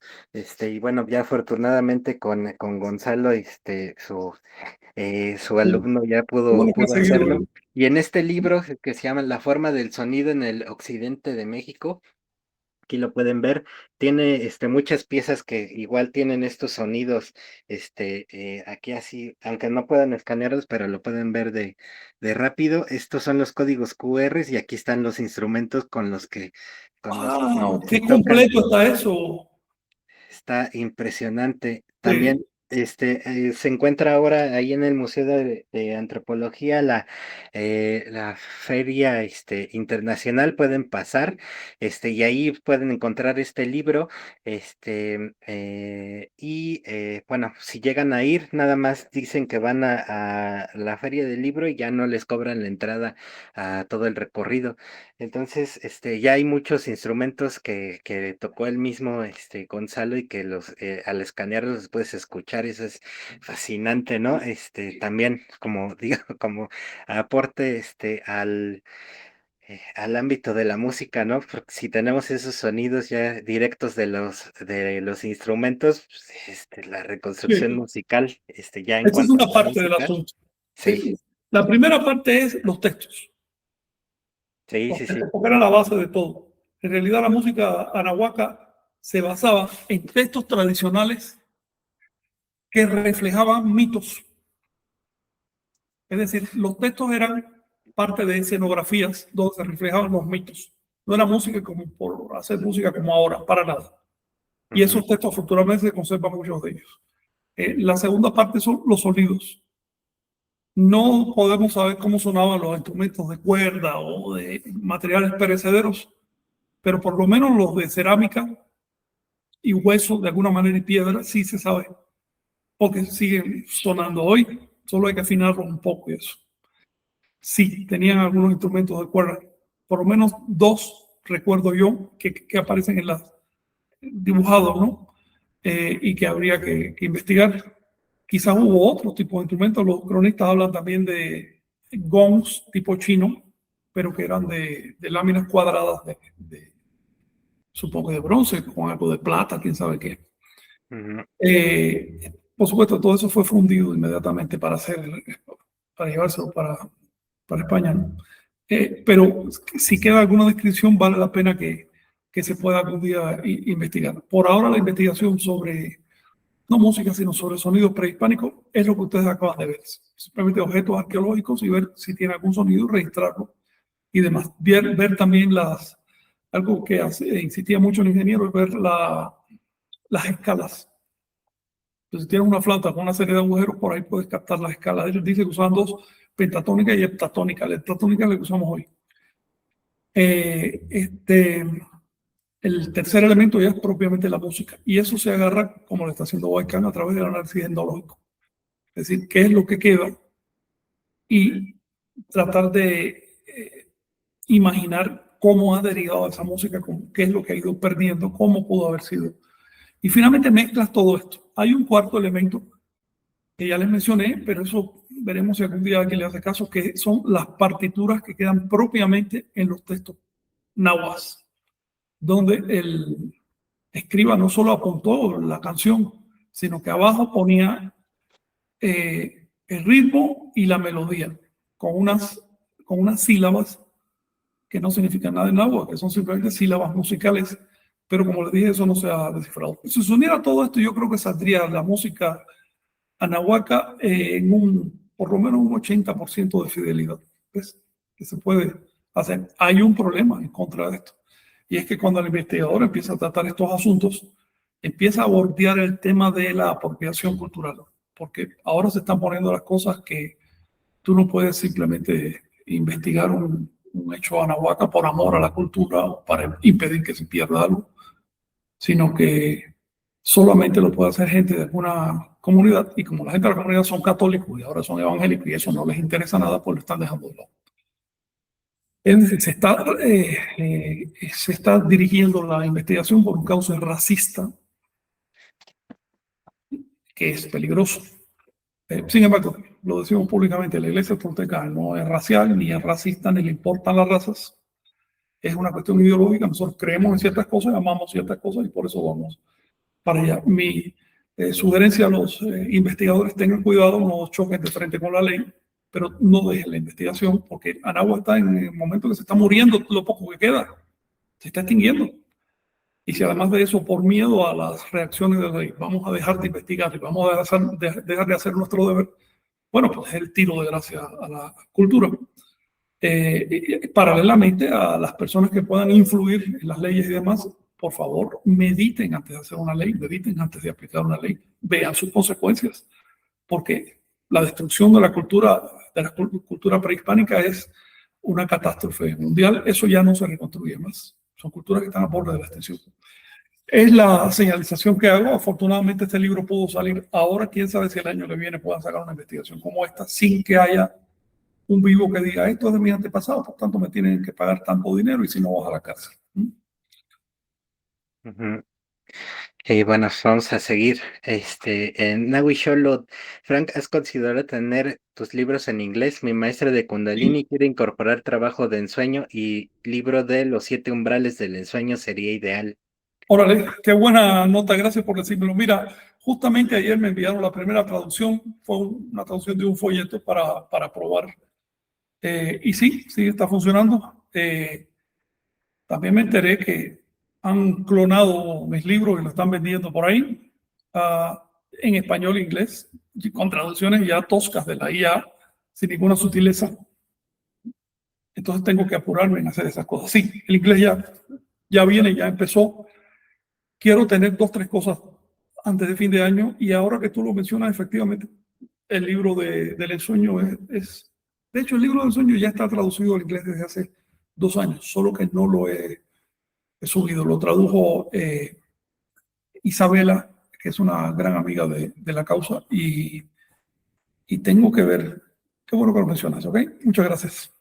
Y sí, bueno, Naui Sholot es instructor de Kinam allá en California también. Ok. Pues, También, Naui, permíteme, Chinaui, los folletos ya van. Eso te va a funcionar. Pues también va un libro que acabo de hacer que se llama Toltecapantli. Y ya que lo dices, vamos con los 7 umbrales del sueño. ujú, sí, exacto. También Alfredo García Chávez manda saludos a la banda Living Energy Solar Service, Malokin, compañeros más iguales desde Coach Mayap, John Botic, muy agradecido por el saber compartido. Salvador Mendoza, saludos, muy agradecido por el intento. Maesk 52, saludos desde Monza, Italia, mis estimados toltecas. Agradecido por su labor, este canal es un gran punto de partida para entrar en la cosmovisión de Anáhuac, la Socamati, es lo que nos comenta Darius Folk. Antes de que la Tierra se calentara, después de las eras de hielo, todo lo que hoy son selvas tropicales servían de civilizaciones y culturas. Eso, ya que Darío lo menciona, es un tema que hay que tomar en cuenta, y es que el clima va cambiando. Y en el caso del Amazonas, el clima se va haciendo cada vez más selvático. Pero hace 10.000 años eran praderas ideales para cultivar. Así que si en ese momento hubo civilización ahí, tenía condiciones climáticas diferentes de las de hoy. Y esto debe orientar al investigador. Porque si tú vas pensando en una selva, bueno, vas a aplicar cierto tipo de investigación, ¿no? Pero si te das cuenta que hace 10.000 años eso eran praderas, vas a usar otros parámetros. Pero mira, es muy pronto para hablar de ese asunto. La investigación va a seguir. Yo imagino que en unos 10 años empieza a haber resultados ya más firmes a medida que se financien expediciones de investigación en el terreno y se hagan excavaciones y demás. Ojalá las leyes no impidan hacer eso en el futuro, porque también Latinoamérica está en una coyuntura muy rara. Y bueno,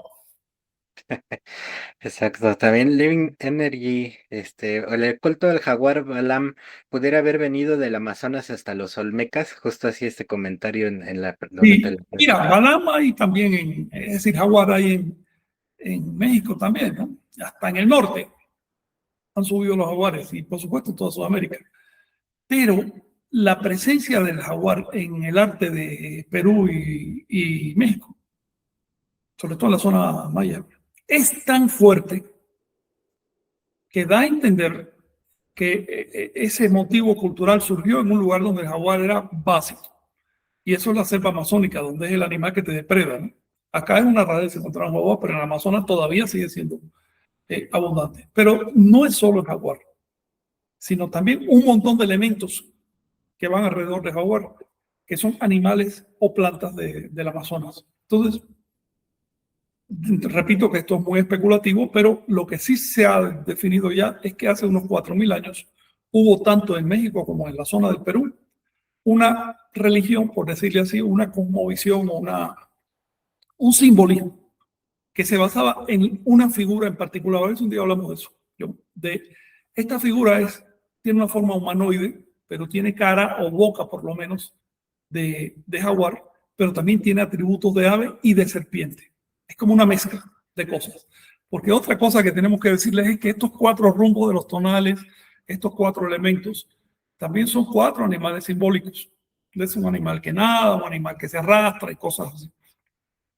Eh, El simbolismo, entonces tú empiezas con un detalle y lo vas articulando todo. Y cuando encuentras una pieza, una figura, una representación, como este que le llaman dragón prehispánico, que es de hace 4.000 años, así le llaman los antropólogos, porque tiene la función del dragón, la misma función que tiene el dragón en el viejo mundo, el simbolismo chino o europeo, tiene ese ser aquí en Mesoamérica y en los Andes. Y si tú te encuentras todos estos elementos mezclados, la cuestión inevitable es de dónde vino esto.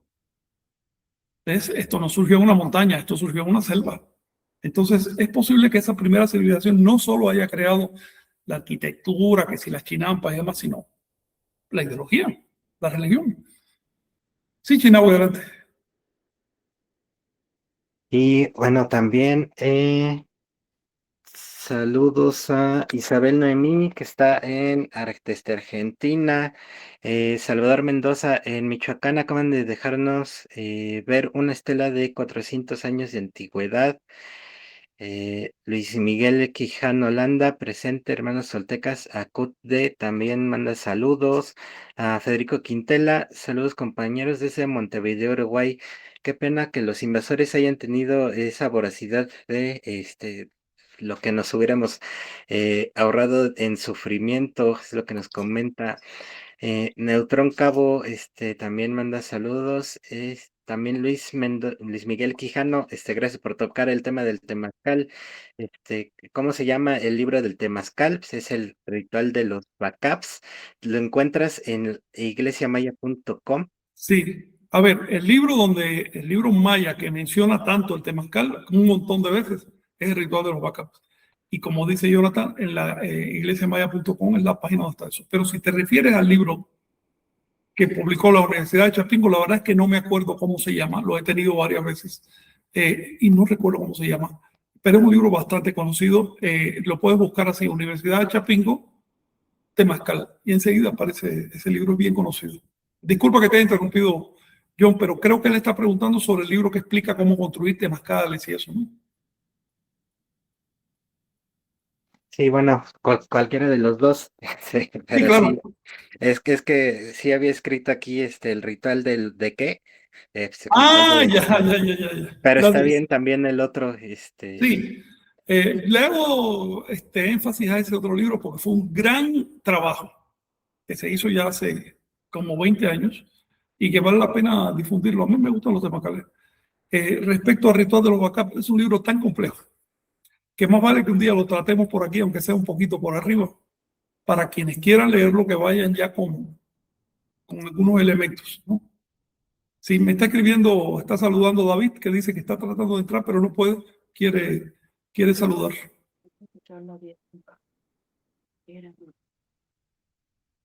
no, no tengo la invitación. Bueno, ya que intente, Sí, claro. A ver entramos y si le ya da tiempo igual en su nos momento. avisa. Sí. Entonces, ¿algo más, John? Porque yo tengo un Sí, tema para terminar. sí, sí, también, eh, Neutrón Cabo, no hay que quitar el mérito al tipo de hierbas medicinales para limpiar pulmones, piel Ah, no, de no, claro, claro, no, no. desintoxicar. Las hierbas son la base de la medicina. No hay que quitarles el mérito. Lo que hay que usarlas bien, porque todo tipo de hierbas. Si las usas mal, puede ser hasta un veneno. Así que las hierbas no tienen la culpa de cómo las usa la gente. Hay que quitarle mérito a quienes no saben de hierbas y fingen que sí. Esas sí no tienen ningún mérito, son personas que están arriesgando la vida ajena. Las hierbas, felicitaciones. En cuanto a las personas que usan hierbas a estudiar, ¿qué tiene de malo estudiar? Exacto, es eso justamente, no estamos en contra del temazcal ni que se haga temazcal. A lo que nos referimos también es que de repente llega cualquier iluminado que de la noche a la mañana ya se cree temazcalero y empieza a hacer cualquier tontería, y sí, pues no. A mí me impresionó mucho ver a estos compañeros, uno de ellos es una persona bien conocida de la causa, le mando un saludo, él sabe de quién estoy hablando, cómo lo sacaron desmayado y él, se supone que el viejito que estaba haciendo el tema Cal sabía de ese tema, ¿no? Y no sabía. Entonces, no crean a la primera en lo que les digan por ahí, siempre verifiquen las cosas. Si van a un tema acá, verifiquen que no tenga grietas, que esté todo higiénico, que una serie de cosas. Vamos a dignificar ese, ese sitio, esa práctica, porque lo merece. Las cosas de Anáhuac no solo hay que rescatarlas, también hay que dignificarlas, es decir, hacerlas bien. Exacto, también un camino en espiral. También nos comenta, veré nuevamente todo este regalo, un gran programa. Y Luis Miguel Quijano, ¿podemos usar el temazcal para esparcir la toltequidad? Miguel, no sé si a ti se te ocurre y funciona bien, si lo haces con cuidado, si no está violando ninguna ley, porque luego hay países donde son muy delicados con eso, ¿no? Sí. Eh, Me parece excelente. Yo creo que el tema que sobre todo funciona para, digamos, hacer un consejo. Así lo usaban los pueblos del norte, ¿no? Hacían después de un peregrinar no sé cuántos kilómetros por su territorio, hacían sus temazcal, se sentaban ahí, hacían consejos, ¿no? De qué está bien, qué está mal, qué hay que cambiar y eso. Se presta, porque como estás en la oscuridad, además estás centrado en el tema, no hay mucha distracción, pero se presta para un montón de cosas también el temazcal, ¿no? Ujú. Recuerden, en la antigüedad era sobre todo de higiene. Hoy esa función ya se ha perdido porque no tiene sentido. Pero hay otras funciones que quedan. Yo no quiero recomendarlo como práctica tolteca, porque tampoco quiero que a la iglesia tolteca le caiga el descuido de tanta gente descuidada que hay por ahí, ¿no? Pero Ujú. sin duda es una práctica prehispánica que vale la pena conservar. Exacto, pues vayan con quien tiene experiencia y también que sepa lo que hace. Claudia García, gracias Frank. Los rezos del ritual de los Backup dicen que el niño al nacer se asomó primero en la ramada y luego en el temazcal, donde fue creado por los 13 y 9 dioses en calendario. ¿A qué se refieren? Bueno, qué bueno que estás leyendo esa locura. Ese libro es puro simbolismo. Mira, el niño que está naciendo finalmente es Seacat. Los mayas le hubieran dicho Humben, ¿no? Pero en realidad le llamaban Hunahpu, los mayas del sur. Pues bien, es el profeta por excelencia, que encarna a todos los niños. Lo que está diciendo, ¿sabes qué? El profeta no es diferente, no viene, no es un hijo de Dios que viene mágicamente, ni mucho menos, es un niño que nace como cualquier otro y que se levanta, y por eso es que es un ejemplo. Luego, el simbolismo se adecua a esta identidad, ¿no? Del niño que nace. Eh, Está diciendo esto, él baja, bien, asciende de los 9 niveles de inframundo y baja de los 13 niveles del cielo. Lo que está diciendo es que en un ser vivo se unifican un montón de fuerzas telúricas y fuerzas evolutivas, animales y demás, e incluso la materia, se unifican. Esos son los 9 niveles de inframundo, con un montón de potenciales de evolución de conciencia que bajan del cielo, son los 13 cielos. Recuerden una cosa, 13 cielos no quiere decir 13 uno encima del otro, sino 7 pisos con 13 escalones. ¿Ok? Y los 9 inframundos tampoco son 9 por aquí para abajo, sino eran 5 inframundos con 9 escalones. Por eso todavía hoy en el habla popular de México, cuando tú quieres hablar de lo más profundo, hablas del quinto infierno o quinto inframundo. Ahora, cuando se unifican esas fuerzas telúricas y esas historias evolutivas animales que tenemos en nosotros, con esos potenciales de desarrollo de conciencia, surge ese niñito. Es lo que quiere decir ahí. Y no solo lo asistieron los, vamos a decir, los dioses de abajo y de arriba, ¿no? Sino también los de los 4 rumbos, porque los 4 rumbos les dieron cada uno sus vehículos. Esto en el ritual, si has leído ya más para adelante, ves que hablan una y otra vez de los colores y de los rumbos. Que si el cargador rojo, el cargador negro, el blanco, el amarillo, una y otra vez. Eso se dice yo creo que más de 200 veces en ese libro. ¿Por qué? Porque estos cargadores son los vehículos que nos sostienen. Son literalmente nuestros cargadores. Nos carga el cuerpo físico, la energía vital, las emociones y la mente. Y todo el libro es una larga descripción de cómo nace el niño y finalmente sobrevive, pero pasa mucho trabajo al principio, que es una alegoría de qué hacer con nosotros mismos. Nosotros somos ese niño que está naciendo permanentemente. Vamos a nacer al mundo del Nahual. Que depende, el mundo del Nahual depende de que logremos organizar, equilibrar correctamente esos 4 cargadores. Cuando los 4 cargadores se unen en el centro es el área del Nahual, entonces se despliega el arriba y el abajo.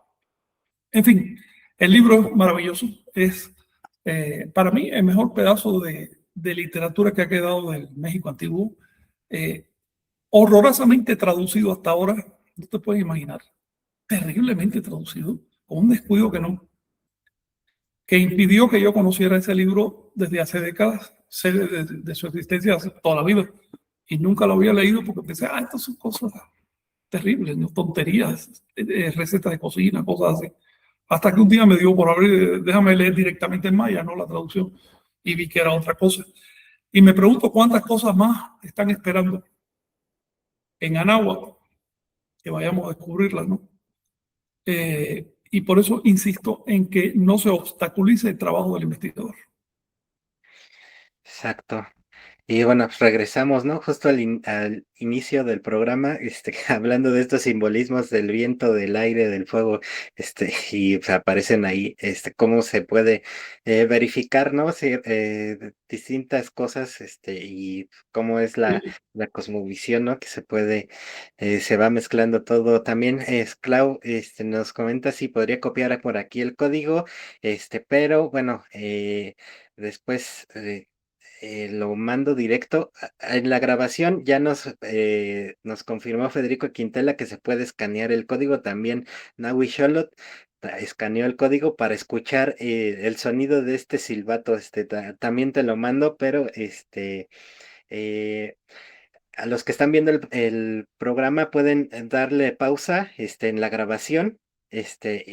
Cuando quede la grabación le dan pausa y de ahí lo escanean directamente para que puedan escuchar el sonido de este silbato. Y al ratito te mando el link, Frank, para que también lo escuches Gracias. esta vasija. También, Alejandro Olvera Herrera, saludos desde Tulancingo. ¿Podrías compartir el trabajo de Huaycan? Sí, nada más entra a las redes, ¿no? Igual pondremos por aquí, el link también está por ahí en el Facebook de Iglesia Tolteca, lo compartió Frank el día de ayer, Te estoy compartió pegando el aquí el video. enlace de la página de YouTube donde yo lo veo, que dice así, youtube.com/, el con mayúscula el Huaycan con mayúscula la W y la K. Ya se lo Exacto. pegué ahí a Shinawi por si quiere subirlo por donde sea que esté transmitiendo esto. Entonces, pues yo ahí me meto y voy entrando a lo que él va publicando, le doy clic para ayudarlo, sí, Exacto. para promover. Exacto, justo ya está aquí en el mismo chat, igual ahí lo pueden verificar, entrar directo, eh, a las canciones que ya están Y ya publicadas. tiene un Sí. montón, ¿eh? Sí, porque además está publicando, últimamente ha estado publicando dos versiones de cada canción, una Ujú. más melódica y una más así como más como propia para ritos y demás. Su interés es que esto se pueda usar en ritos para pulir un poco la música que se está usando, que a veces son cosas muy inventadas o algo así. El otro interés, lo voy a decir aquí, espero que no se disguste, es que Huaycán es danzante de la tradición neomexica, entonces está haciendo la música de modo que se pueda danzar, porque si se asocia la danza con la música, con el canto, ya eso ya no hay quien lo olvide después, se va a convertir en un poder cultural. Entonces, me da mucho gusto. Recuerden si pueden dejarle su like, porque eso estimula y al mismo tiempo ayuda a que se difunda la info. Exacto, ya el algoritmo de YouTube lo va recomendando y justamente ya se llega a más personas. También un camino en espiral. Todos hablan, serán sus miedos para dividir. Sigamos adelante sin escuchar lo que no suma, porque puntas, flechas son pocas. Gracias, maestro Frank. Ánimo invencible. También a Living Energy, Solar Service tenemos efemérides del calendario unificado, marco lógico de relación de lo sagrado, relación espacio-tiempo, signos, símbolos, animales, plantas, que unifique la cosmovisión de la iglesia tolteca. Deme un segundo, tengo que ir a ver un gato. Sí, muy bien. Y bueno, tal como tal, no hay hasta ahora una recopilación oficial de este calendario unificado. Por ahí vamos publicando de a poco algunas efemérides, pero bueno, tenemos, digamos, en el calendario que pueden descargar desde las páginas de Facebook y de de la Iglesia Tolteca y de Nación Tolteca. Ahí pueden ver, por ejemplo, algunas efemérides que son y los inicios de veintena, estos aplicados en el calendario civil. Ya que estás igual en la zona maya, también el calendario civil no es referente a la cuenta larga, y pues, ahí pueden ver los inicios de veintenas y bueno, es una importante labor que tenemos que hacer justamente para encontrar estos simbolismos, ¿no? Pero bueno, sabemos y estamos conscientes de que hace falta, pero solamente eh, estamos enfocados en estos momentos en dar a conocer justamente el calendario, ¿no? Que es lo que nos llega a hacer falta, pero sí, tenemos que profundizar. Gracias por hacerlo notar. Vamos a ver, también tenía un trabajo adelantado, Miguel. Vamos a poder ver qué hacemos al respecto. También a Alejandro Olvera, muchas gracias, ya nos contestaste por acá. También Living Energy Solar Service, esta ahorita que regrese Frank, se la paso porque es lo que nos estaba comentando. Y bueno, pues también recuerden que pueden, igual ver esta grabación, la publico en el canal de Iglesia Tolteca, también en el de Nación Tolteca y en el canal Toltecayo. Si pueden apoyar igual con un me gusta, eso, compartiéndola, ayuda muchísimo para que tengamos mayor difusión de estos temas. Y por ahí también les estaré, nada más que la encuentre, compartiendo esta conferencia de la presentación del libro que les hablaba, para que igual puedan tener acceso a estos sonidos que son impresionantes. Y bueno, aunque la tecnología actual no es, en cuanto al sonido, no es de mucha calidad, eso nos damos cuenta porque al escuchar estos sonidos de los silbatos tocados en vivo, en presente, eh, las grabaciones no los detectan, ¿no? No detectan toda esa magnitud que generan. Entonces, bueno, a ver, vamos a seguir escuchando por acá, bueno, leyéndolos. No sé si se me pasó alguno. Voy a buscar. Ok, creo que ya están todos. Habían plegarias de sanación que eran susurros, ¿no? Más que danzas, ¿verdad? Esto, Living Energy Solar Service, pues los podemos encontrar justamente, lee eh,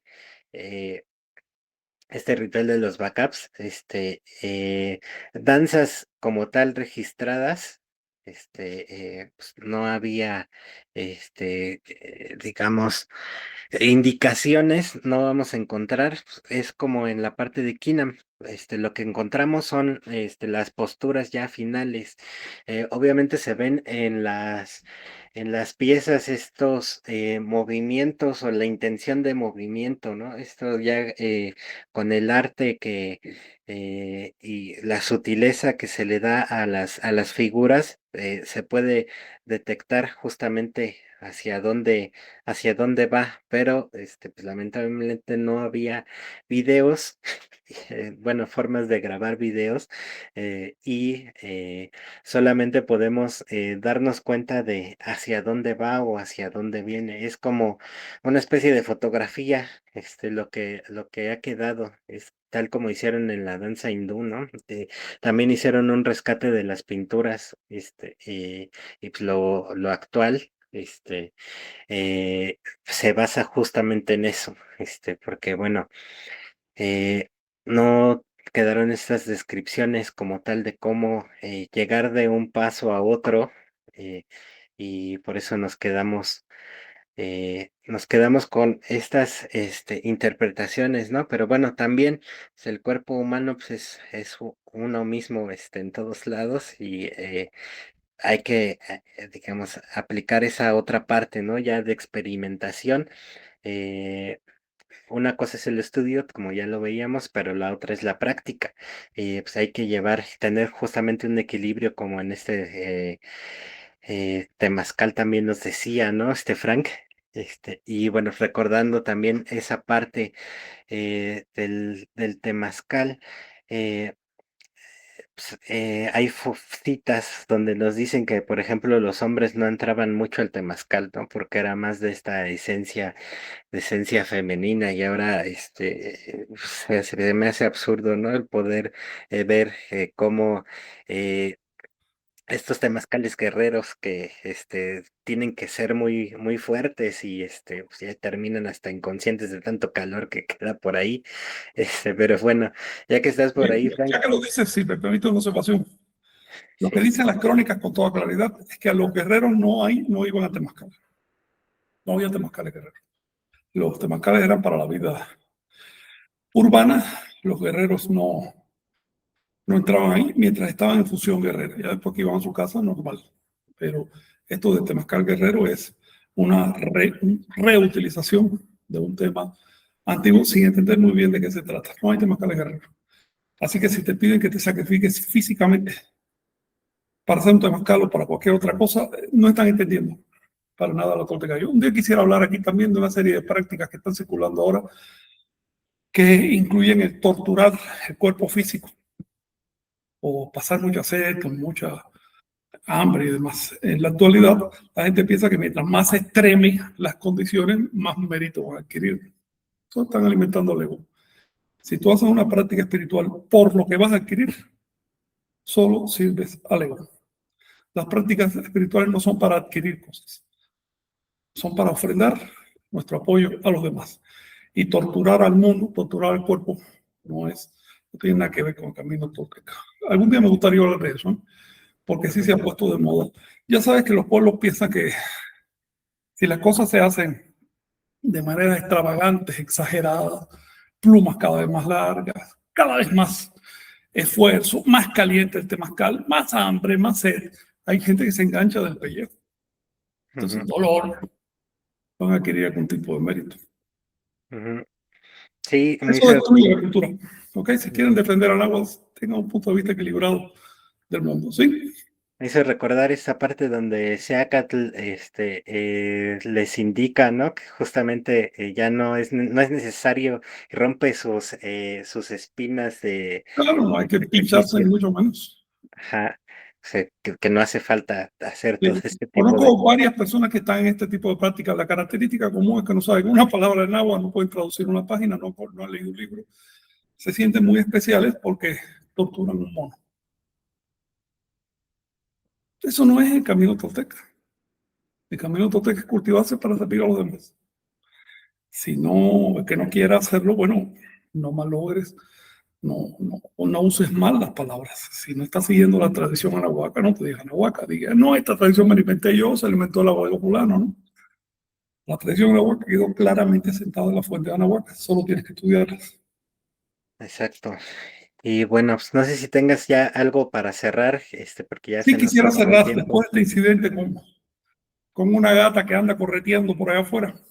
Este, quisiera decir lo siguiente, estamos en los últimos momentos del atado número 19 de la presente serie de atados. Los atados se agrupan en paquetes de 20, es decir, 1040 años.